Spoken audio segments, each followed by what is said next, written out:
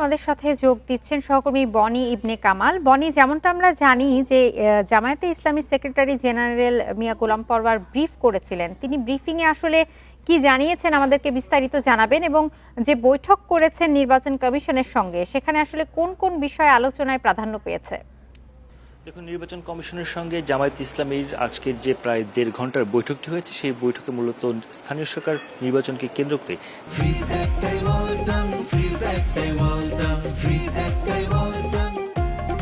চারটি বিষয়কে প্রাধান্য দেওয়া হয়েছে। তার মধ্যে সবচেয়ে বেশি গুরুত্ব দেওয়া হয়েছে বা সবচেয়ে বেশি যে বিষয়ে কথা বলেছেন গোলাম পরোয়ার, সেটি ছিল হচ্ছে নির্বাচন কমিশনের অতিরিক্ত সচিব হিসেবে চুক্তিভিত্তিকভাবে যে ব্যক্তিকে নিয়োগ দেওয়া হয়েছে তার সেই নিয়োগ বাতিলের ক্ষেত্রে। এবং সেক্ষেত্রে তিনি বারবারই বলছিলেন যে কোনো রাজনৈতিক দলের অ্যাক্টিভিস্ট অথবা কোনো রাজনৈতিক দলের সমর্থক বা নেতা যখন নির্বাচন কমিশনের মধ্যে একটি সাংবিধানিক প্রতিষ্ঠানে পদ লাভ করে বা পদধারী হয়, সেক্ষেত্রে সামনের নির্বাচনগুলো আসলে নিরপেক্ষ হবে কিনা সেটি নিয়ে শঙ্কা থাকে, এবং তিনি কিন্তু সেই শঙ্কার কথাই বারবার তুলে ধরছিলেন।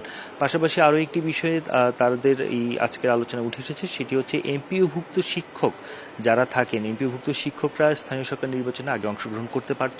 এবার নতুন যে সংশোধন প্রস্তাব করেছে নির্বাচন কমিশন, সেই সংশোধন প্রস্তাবে সেটি বাদ দিতে বলা হয়েছে, অর্থাৎ এমপিওভুক্ত শিক্ষকরা স্থানীয় সরকার নির্বাচনে প্রার্থী হতে পারবে না।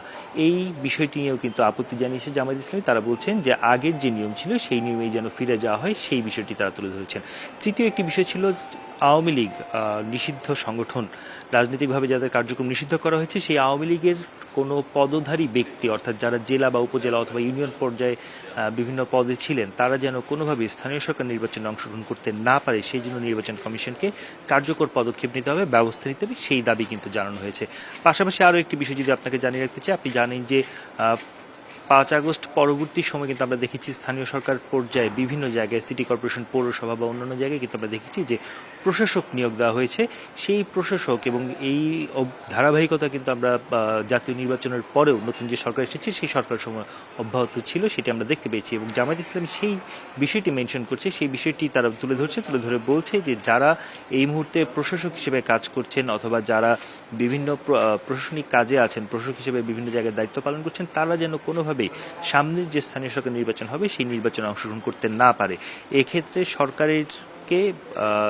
সরকার যাদেরকে নিয়োগ দিয়েছে তাদেরকে আসলে নির্বাচিত করিয়ে আনার জন্যই এই নিয়োগ, এমন মন্তব্যও কিন্তু করেন জামায়াত ইসলামীর সেক্রেটারি জেনারেল মিয়া গোলাম পরোয়ার।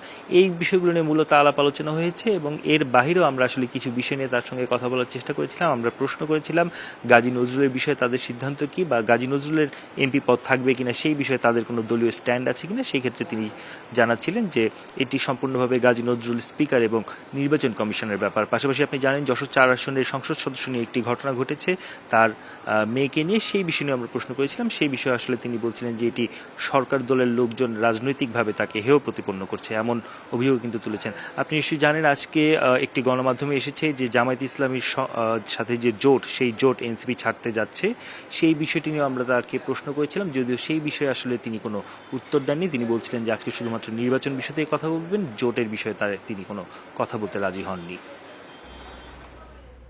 আগারগাঁও থেকে জানাচ্ছিলেন আমাদের সহকর্মী বনি ইবনে কামাল।